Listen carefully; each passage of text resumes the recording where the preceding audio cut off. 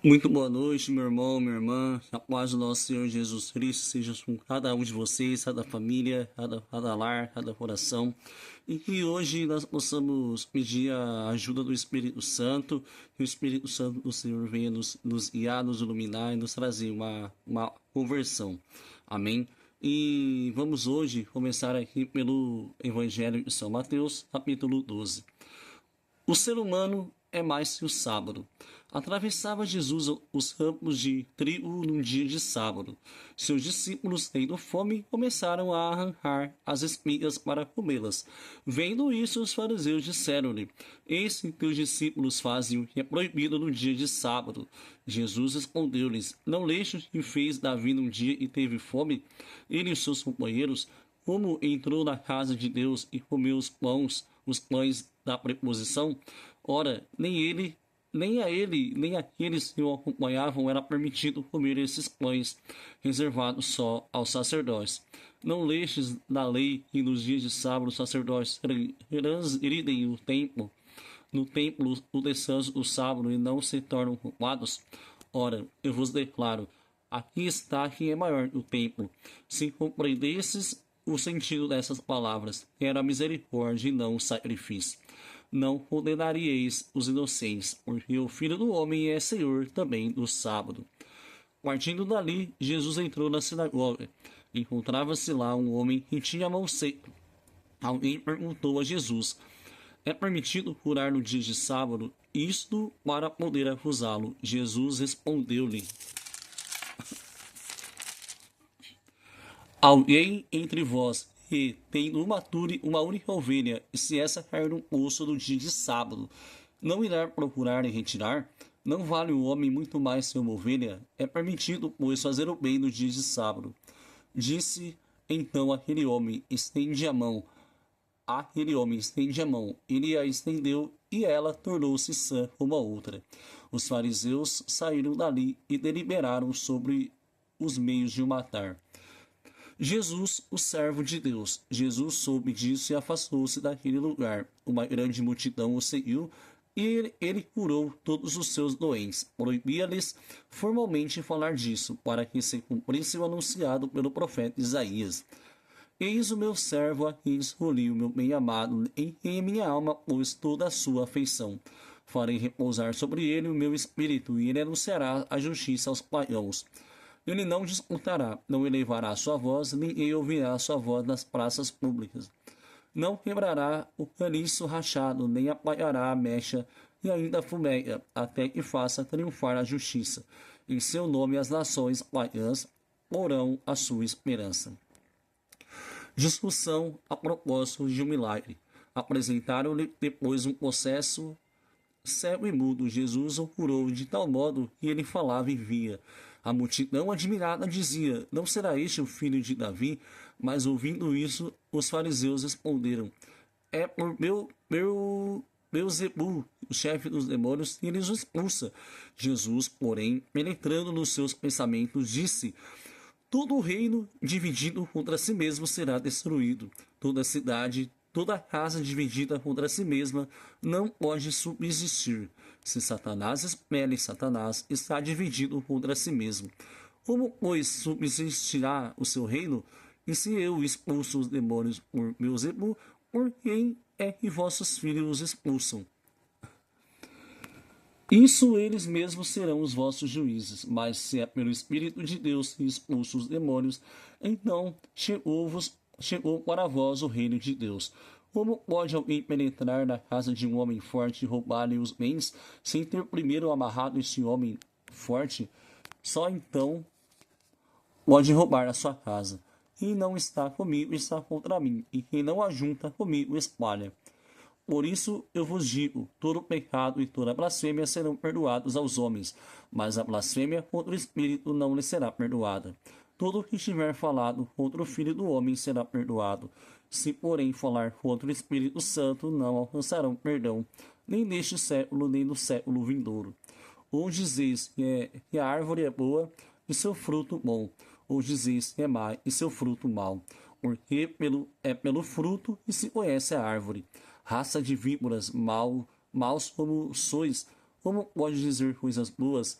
Porque a boca fala do que lhe transborda o coração. O homem de bem tira boas coisas de seu bom tesouro, o mal, porém, tira coisas más de seu mau tesouro. Eu vos digo, no dia do juízo, os homens prestarão conta de toda palavra vã que tiverem proferido. É por tuas palavras que serás justificado ou condenado. O sinal de Jonas. Então, alguns escribas e fariseus tomaram a palavra: Mestre, quiséramos ver-te fazer um milagre. Jesus respondeu-lhe: Essa geração adúltera e perversa pede um sinal, mas não lhe será dado outro sinal do que aquele do profeta Jonas. Do mesmo modo que Jonas esteve 3 dias e 3 noites no ventre do peixe, assim o Filho do Homem ficará 3 dias e 3 noites no seio da terra. No dia do juízo, os ninivitas se levantarão com essa raça e a condenarão, porque fizeram penitência à voz de Jona. Ora, aqui está quem é maior, quem é mais do que Jonas. No dia do juízo, a rainha do sul se levantará com essa raça e a condenará, porque veio das extremidades da terra para ouvir a sabedoria de Salomão. Ora, aqui está quem é mais do que Salomão. Quando o espírito impuro sai de um homem, ele errante por lugares áridos à procura de um repouso e não acha. Diz ele então: Voltarei para a casa de onde saí. E voltando, encontrai-a vazia, limpa e enfeitada. Vai, então busca 7 outros espíritos piores que ele, e entram nessa casa e se estabelecem aí. E o último estado daquele homem torna-se o pior que o primeiro. Tal será a sorte dessa geração perversa. A mãe e os irmãos de Jesus. Jesus falava ainda à multidão, quando veio sua mãe e seus irmãos, e esperavam do lado de fora, a ocasião de lhe falar. Disse-lhe alguém: Tua mãe e teus irmãos estão aí fora e querem falar-te. Jesus respondeu-lhe: Quem é minha mãe? Quem são meus irmãos? E apontando com a mão para seus discípulos, acrescentou: Eis aqui a minha mãe e meus irmãos. Todo aquele que faz a vontade de meu Pai que está nos céus, esse é meu irmão, minha irmã e minha mãe. Parábolas do reino. O semeador. Naquele dia saiu Jesus e sentou-se à beira do lago. Acercou-se dele, porém, uma tal multidão que precisou entrar numa barca. Nela se assentou, enquanto a multidão ficava à margem. Seus discursos foram uma série de parábolas. Disse ele: Um semeador saiu a semear, e, semeando, parte da semente caiu ao longo do caminho. Os pássaros vieram e a comeram. Outra parte caiu em solo pedregoso, onde não havia muita terra, e nasceu logo, porque a terra era pouco profunda. Logo, porém, o sol nasceu e queimou-se, por falta de raízes. Outras sementes caíram entre os espinhos, e os espinhos cresceram e a sufocaram. Outras, enfim, caíram em terra boa. Deram frutos 100 por 1, 60 por 1, 30 por 1. Aquele que tem ouvidos, ouça. Os discípulos aproximaram-se dele então para dizer-lhe: Por que eles falam em parábolas? Respondeu Jesus: Porque a vós é dado compreender os mistérios do reino dos céus, mas a eles não. Não tem, se lhe dará. Ao que tens, se lhe dará, e terá em abundância, mas ao que não tem, será tirado até mesmo o que tem. Eis porque ele fala em parábolas, para que vendo não vejam, ouvindo não ouçam e nem compreendam. Assim se cumpre para eles o que foi dito pelo profeta Isaías: Ouvireis com vossos ouvidos e não entendereis, olhareis com vossos olhos e não vereis. Porque o coração deste povo se endureceu. Taparam os ouvidos e fecharam seus olhos, para que seus olhos não vejam e seus ouvidos não ouçam, nem seu coração compreenda, para que não se convertam e eu os sare. Mas, quanto a vós, bem-aventurados os vossos olhos, bem-aventurados os vossos olhos, porque veem, ditosos os vossos ouvidos, porque ouvem. Eu vos declaro em verdade, muitos profetas e justos desejaram ver o que vedes e não viram, ouviram e ouvis e não ouviram. Ouve, pois, o sentido da parábola do semeador. Quando o homem ouve a palavra do reino e não entende, o maligno vem e arranca o que foi semeado no seu coração. Este é aquele que recebeu a semente à beira do caminho, o solo pedregoso em que ela caiu aquela é aquele que acolhe com alegria a palavra ouvida, mas não tem raízes, é inconstante. Sobrevindo uma tribulação, uma perseguição por causa da palavra, logo encontra uma ocasião de queda. O terreno que recebeu a semente entre os espinhos representa aquele que ouviu bem a palavra, mas nele os cuidados do mundo e a sedução das riquezas as sufocaram e as tornaram infrutuosas. A terra boa semeada é aquele que ouve a palavra e a compreende, e produz o fruto 100 por 1, 60 por 1 e 30 por 1. O joio. Jesus propôs-lhes outra parábola. O reino dos céus é semelhante a um homem que tinha semeado boa semente em seu campo. Na hora, porém, em que os homens repousavam, veio seu inimigo, semeou o joio no meio do trigo e partiu. O trigo cresceu e deu fruto, mas apareceu também o joio. Os servidores do pai de família vieram e disseram-lhe: Senhor, não semeastes bom trigo em teu campo? De onde vem, pois, o joio? Disse-lhe ele: Foi o inimigo que fez isso. Replicaram: Queres que vamos e o arranquemos? Não, disse ele. Arrancando o joio, arriscais tirar também o trigo. Deixai-os crescer juntos até a colheita. No tempo da colheita, direis aos ceifadores: Arrancai primeiro o joio e atai em feixes para o queimar. Recolhei depois o trigo no meu celeiro. O grão de mostarda. Em seguida, propôs-lhes outra parábola. O reino dos céus é comparado ao grão de mostarda, que um homem toma e semeia em seu campo. Esta a menor de todas as sementes, mas não cresce. Torna-se um arbusto maior que todas as hortaliças, de sorte que os pássaros vêm aninhar-se em seus ramos. O fermento. Disse-lhes, por fim, essa outra parábola. O reino dos céus é comparado ao fermento que uma mulher toma e mistura em 3 medidas de farinha e que faz fermentar toda a massa. Tudo isso disse Jesus à multidão em forma de parábola.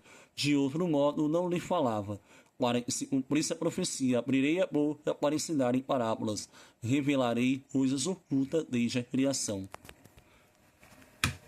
Explicação da parábola do joio. Então despediu a multidão. Em seguida entrou de novo na casa, e seus discípulos agruparam-se ao redor dele para perguntar-lhe: Explica-nos a parábola do joio do campo.